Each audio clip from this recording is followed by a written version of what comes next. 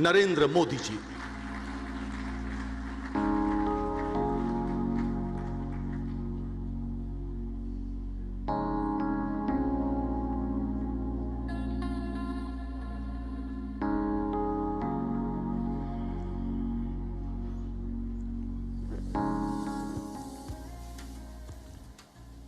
उत्तर प्रदेश के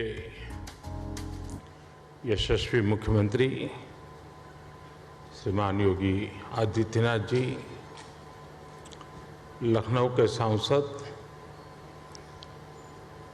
और भारत सरकार के हमारे वरिष्ठ साथी श्रीमान राजनाथ सिंह जी, केंद्रीय मंत्रिमंडल के मेरे अन्य सहयोगीगण, यूपी के उप मुख्यमंत्री, राज्य सरकार के मंत्रीगण, विधानसभा और विधान परिषद के स्पीकर महोदय, यहाँ उपस्थित उद्योग जगत के सभी साथी, अन्य महानुभाव, देवी और सज्जनों, सबसे पहले तो मैं उत्तर प्रदेश के सांसद के नाते, काशी के सांसद के नाते निवेशकों का स्वागत करता हूं और निवेशकों का मैं इसलिए धन्यवाद करता हूं कि उन्होंने उत्तर प्रदेश की युवा शक्ति पे भरोसा किया है। उत्तर प्रदेश की युवा शक्ति में वो सामर्थ्य है कि आपके सपनों और संकल्पों को नई उड़ान, नई ऊंचाई देने का सामर्थ्य उत्तर प्रदेश के नौजवानों में है।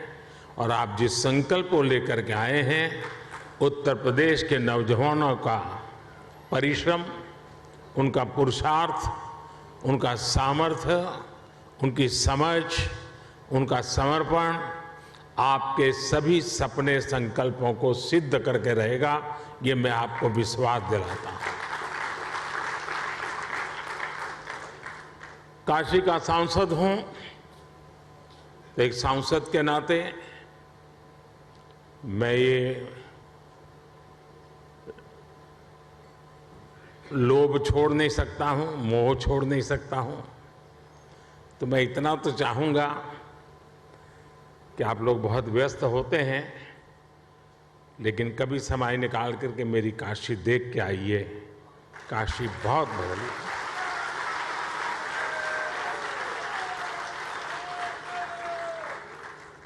काशी बहुत बदल गई है। विश्व की ऐसी नगरी अपनी पुरातन सामर्थ्य के साथ नए रंग रूप में सज सकती हैं, ये उत्तर प्रदेश की ताकत का जीता जागता उदाहरण है। साथियों, यूपी में 80,000 करोड़ रुपए से ज्यादा के निवेश से संबंधित समझौते यहां हुए हैं। ये रिकॉर्ड निवेश यूपी में रोजगार के हजारों नए अवसर बनाएगा। ये भारत के साथ ही उत्तर प्रदेश की ग्रोथ स्टोरी पर बढ़ते विश्वास को दिखाता है। आज के इस आयोजन के लिए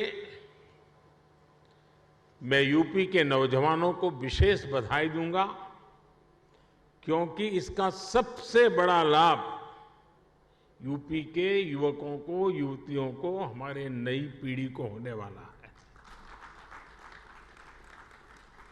साथियों, इस समय हम अपनी आजादी के 75वें वर्ष का पर्व मना रहे हैं। आजादी का अमृत महोत्सव मना रहे हैं। ये समय अगले 25 वर्षों के लिए अमृत काल, नए संकल्प का काल, नए लक्ष्यों का काल और नए लक्ष्यों को प्राप्त करने के लिए सबका प्रयास के मंत्र को लेकर के परिश्रम की पराकाष्ठा करने का अमृत काल है। आज दुनिया में जो वैश्विक परिस्थितियां बनी है वो हमारे लिए बड़े अवसर भी लेकर आई है। दुनिया आज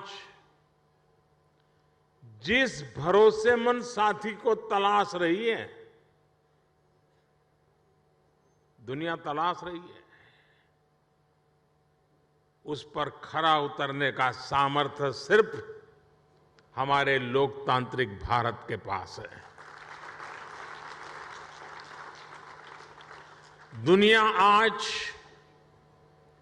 भारत के पोटेंशियल को भी देख रही है और भारत के परफॉर्मेंस की भी सराहना कर रही है। कोरोना काल में भी भारत रुका नहीं, बल्कि अपने रिफॉर्म्स की गति को और बढ़ा दिया। इसका परिणाम आज हम सभी देख रहे हैं।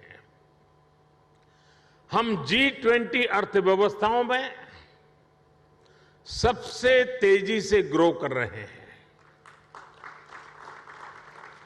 आज भारत ग्लोबल रिटेल इंडेक्स में दूसरे नंबर पर है। भारत दुनिया का तीसरा सबसे बड़ा एनर्जी कंज्यूमर देश है। बीते साल दुनिया के 100 से अधिक देशों से $84 बिलियन का रिकॉर्ड एफडीआई आया है। भारत ने बीते वित्तीय वर्ष में $417 बिलियन यानी 30 लाख करोड़ रुपए से ज्यादा का मर्केंडाइज एक्सपोर्ट करके नया रिकॉर्ड बनाया है।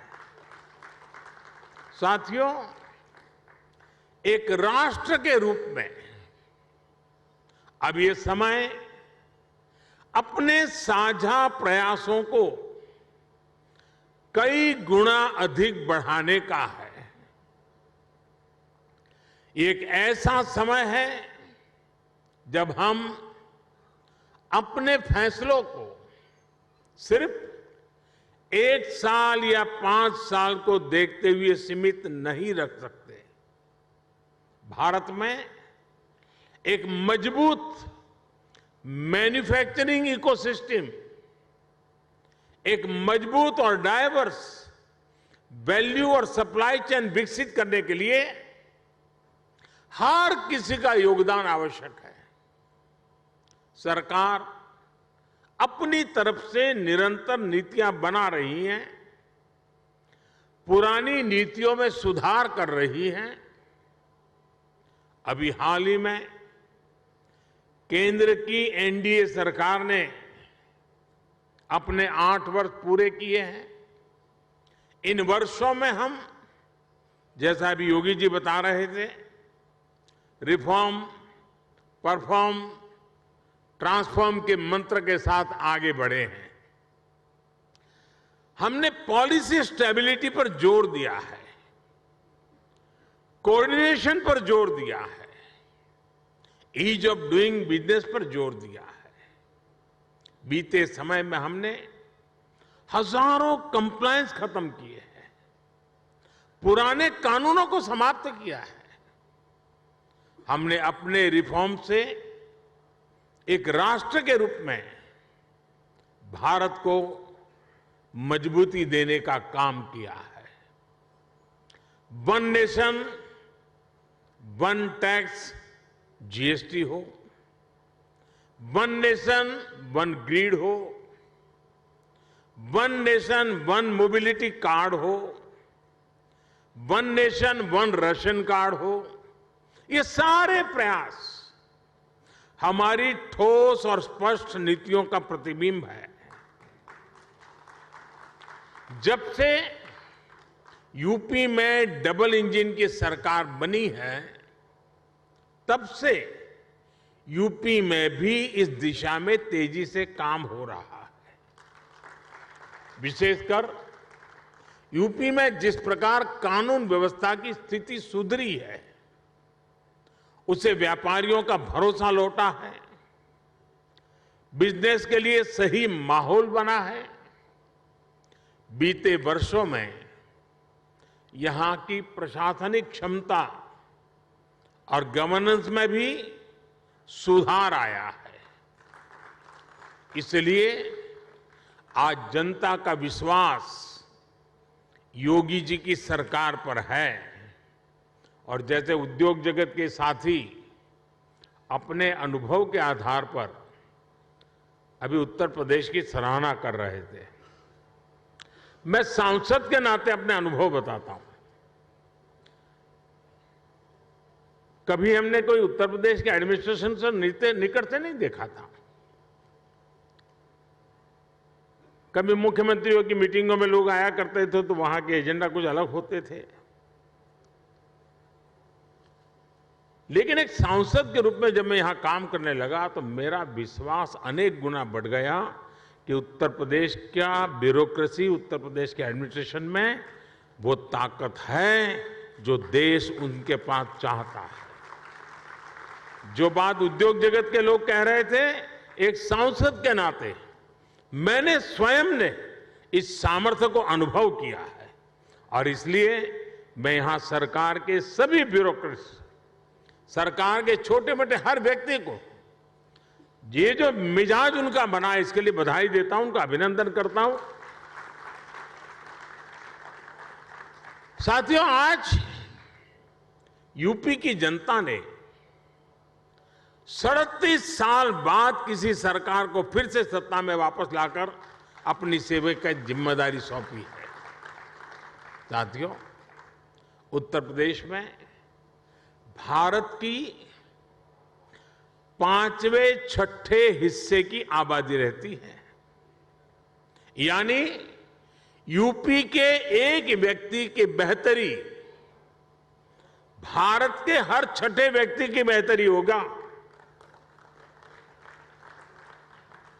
मेरा विश्वास है कि यूपी ही है जो 21वीं सदी में भारत की ग्रोथ स्टोरी को मोमेंटम देगा। और इसी 10 वर्ष को आप देख लीजिए, एक उत्तर प्रदेश हिंदुस्तान का बहुत बड़ा ड्राइविंग फोर्स बनने वाला है जी। ये 10 वर्ष आपको दिखाई देगा, जहां परिश्रम की पराकाष्ठा करने वाले लोग हों, जिस प्रदेश में देश की कुल आबादी का 16% से अधिक कंज्यूमर बेस हो, जहां 5 लाख से अधिक आबादी वाले 1 दर्जन से ज्यादा शहर हो, जहां हर जिले का अपना कोई न कोई खास प्रोडक्ट हो, जहां इतनी बड़ी संख्या में एमएसएमईज हो, लघु उद्योग हो, जहां अलग अलग मौसमों में अलग अलग कृषि उत्पादों, अनाज, फल, सब्जियों की बहार हो, जिस प्रदेश को गंगा, यमुना, सरयू समेत अनेक नदियों का आशीर्वाद प्राप्त हो, ऐसे यूपी को तेज विकास से भला कौन रोक सकता है। साथियों, अभी इस बजट में ही हमने गंगा के दोनों किनारों पर, भारत सरकार के बजट की बात कर रहा हूं, 5-5 किलोमीटर के दायरे में केमिकल फ्री नेचुरल फार्मिंग का कॉरिडोर बनाने की घोषणा की है। डिफेंस कॉरिडोर की चर्चा तो होती है, लेकिन इस कॉरिडोर की कोई चर्चा नहीं करता है। यूपी में गंगा 1100 किलोमीटर से ज्यादा लंबी है और यहां के 25 से 30 जिलों से होकर गुजरती है। आप कल्पना कर सकते हैं कि नेचुरल फार्मिंग की कितनी बड़ी संभावना यूपी में बनने जा रही है। यूपी सरकार ने कुछ वर्ष पहले अपनी फूड प्रोसेसिंग नीति भी घोषित की है। मैं समझता हूं कॉरपोरेट वर्ल्ड के लिए, और यहां जो उद्योग जगत के लोग हैं उनसे मैं आग्रहपूर्वक इस विषय पर कहना चाहता हूं, कॉरपोरेट वर्ल्ड के लिए इस समय एग्रीकल्चर में इन्वेस्टमेंट की एक गोल्डन अपॉर्चुनिटी है। साथियों, तेज विकास के लिए हमारी डबल इंजन की सरकार इंफ्रास्ट्रक्चर, इन्वेस्टमेंट और मैन्युफैक्चरिंग तीनों पर एक साथ काम कर रही है। इस साल के बजट में 7.5 लाख करोड़ रुपए के अभूतपूर्व कैपिटल एक्सपेंडिचर का एलोकेशन इसी दिशा में उठाया गया कदम है। मैन्युफैक्चरिंग को बढ़ावा देने के लिए हमने पीएलआई स्कीम्स घोषित की हैं, जिनका लाभ आपको यहां यूपी में भी मिलेगा। यूपी में बन रहा डिफेंस कॉरिडोर भी आपके लिए बेहतरीन संभावनाएं लेकर आ रहा है। भारत में आज डिफेंस मैन्युफैक्चरिंग पर जितना जोर दिया जा रहा है उतना पहले कभी नहीं दिया गया। आत्मनिर्भर भारत अभियान के तहत हमने बड़ी हिम्मत के साथ फैसला किया है। हमने 300 चीजें ऐसी आइडेंटिफाई की हैं और हमने निर्णय किया है कि ये 300 चीजें अब विदेश से नहीं आएगी। यानी मिलिट्री इक्विपमेंट से जुड़ी हुई ये 300 चीजें हैं। मतलब डिफेंस के क्षेत्र में जो मैन्युफैक्चरिंग में आना चाहते हैं उनके लिए इन 300 प्रोडक्ट के लिए तो मार्केट, एश्योर्ड मार्केट अवेलेबल है। इसका भी आपको बहुत ज्यादा लाभ मिलेगा। साथियों, हम मैन्युफैक्चरिंग और ट्रांसपोर्ट जैसे पारंपरिक बिजनेस की डिमांड को पूरा करने के लिए फिजिकल इंफ्रास्ट्रक्चर को आधुनिक बना रहे हैं। यहां यूपी में भी आधुनिक पावर ग्रिड हो, गैस पाइपलाइन का नेटवर्क हो या फिर मल्टी मॉडल कनेक्टिविटी, सभी पर 21वीं सदी की आवश्यकताओं के अनुसार काम हो रहा है।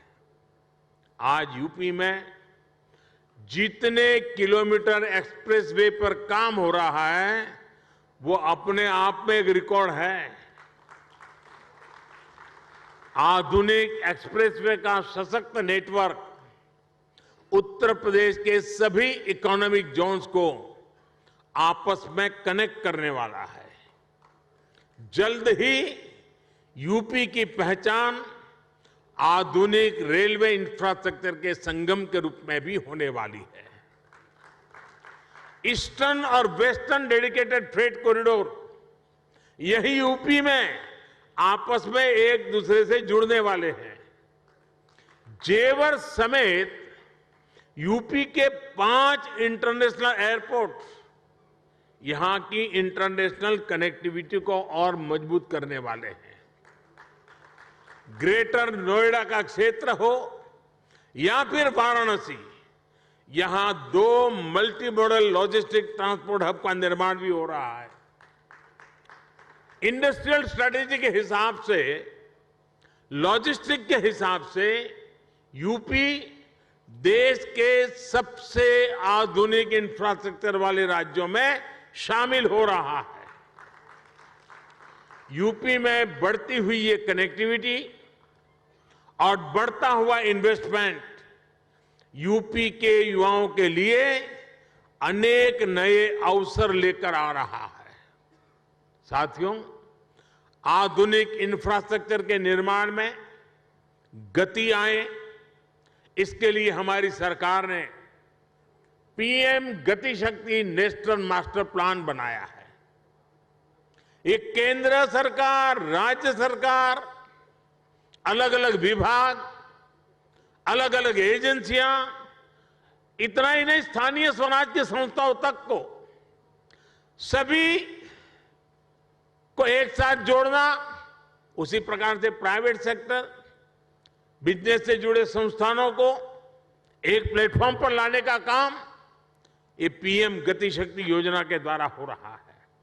इस प्लेटफॉर्म के माध्यम से किसी भी प्रोजेक्ट से जुड़े हर स्टेक होल्डर को रियल टाइम जानकारी मिलेगी, अपने अपने हिस्से का काम उसे कब तक पूरा करना है उसकी प्लानिंग वो समय पर कर पाएगा। बीते 8 साल में प्रोजेक्ट्स को समय पर पूरा करने का जो नया कल्चर देश में विकसित हुआ है, उनको ये नए आयाम देगा। साथियों, बीते वर्षों में भारत ने जिस तेजी से काम किया है, उसका एक उदाहरण हमारी डिजिटल क्रांति है। 2014 में हमारे देश में सिर्फ 6.5 करोड़ ब्रॉडबैंड सब्सक्राइबर थे। आज इनकी संख्या 78 करोड़ से ज्यादा हो चुकी है। 2014 में 1 GB डेटा करीब करीब 200 रुपये का पड़ता था। आज इसकी कीमत घटकर 11-12 रुपये हो गई है। भारत दुनिया के उन देशों में है जहां इतना सस्ता डेटा है। 2014 में देश में 11 लाख किलोमीटर का ऑप्टिकल फाइबर था।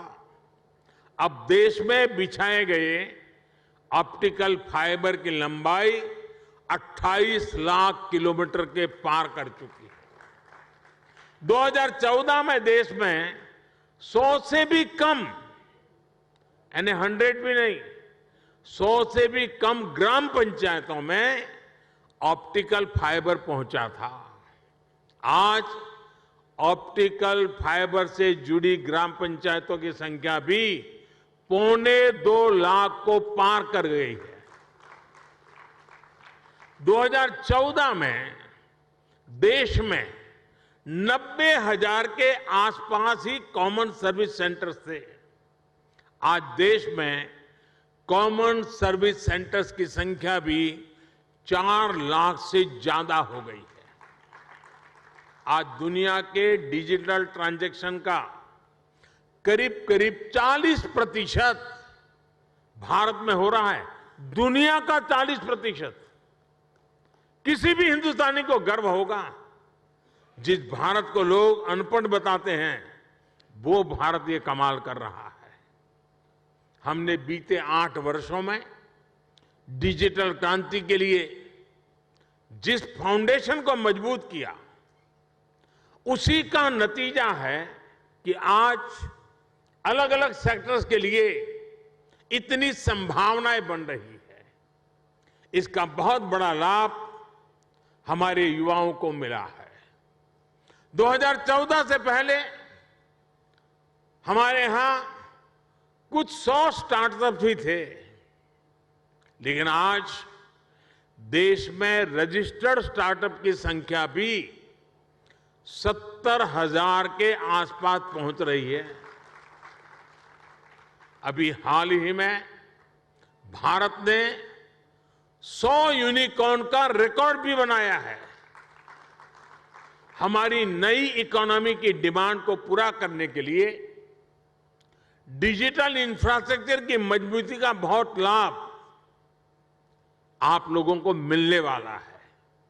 साथियों, मैं आपको आश्वस्त करता हूं कि यूपी के विकास के लिए, आत्मनिर्भर भारत के निर्माण के लिए जिस भी सेक्टर में जो भी रिफॉर्म आवश्यक होंगे, वो रिफॉर्म निरंतर किए जाते रहेंगे।